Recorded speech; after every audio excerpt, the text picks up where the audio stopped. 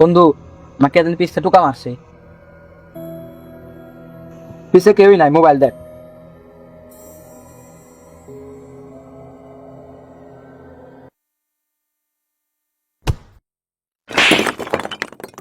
রে তুই কাক মারলি? ইশারাক মার।